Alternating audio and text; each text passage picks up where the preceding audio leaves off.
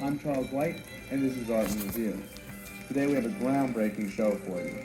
The greatest painting of the 20th century, and the artist who painted it, Philip Corey. Hello. I'm sitting across from who I would have to consider the greatest painter of the 20th century, since his last work was the greatest painting of the 20th century, artist Philip Corey. Philip, how did this happen? How did this work come about? Well, for years I was painting in a very traditional 17th century Caravaggio type figurative style.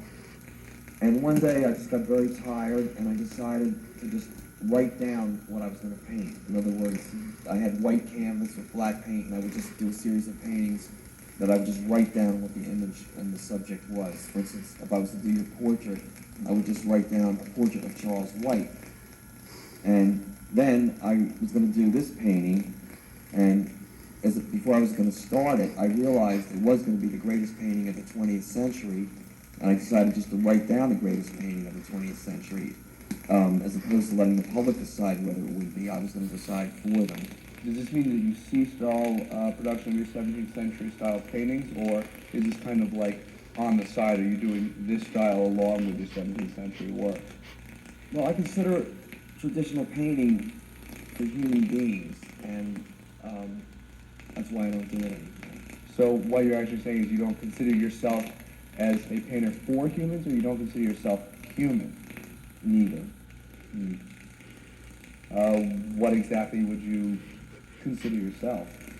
Well, after doing this painting, I guess I would have to consider myself a demigod. Interesting. Since we have the means, I'd like to see some of Philip's older work, if we could. Just go to that.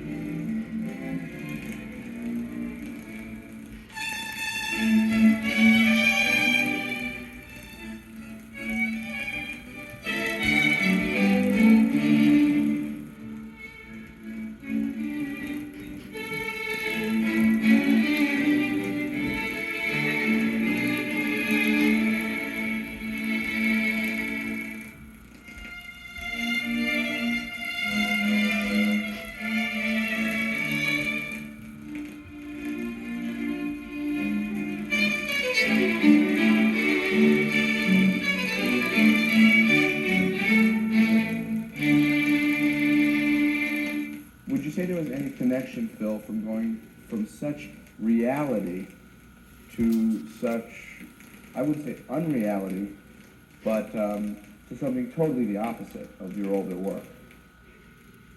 I think everything is real, and in fact, I consider this more real. But I don't know exactly how to put into words why. I think what I did before was the illusion of reality, and this is reality. Audio and video. Could you give me just an idea of exactly where you're going with those two mediums? Well, I don't plan to continue the writing paintings much longer. I plan to evolve into making videotapes and audio tapes of me just talking about my work, and also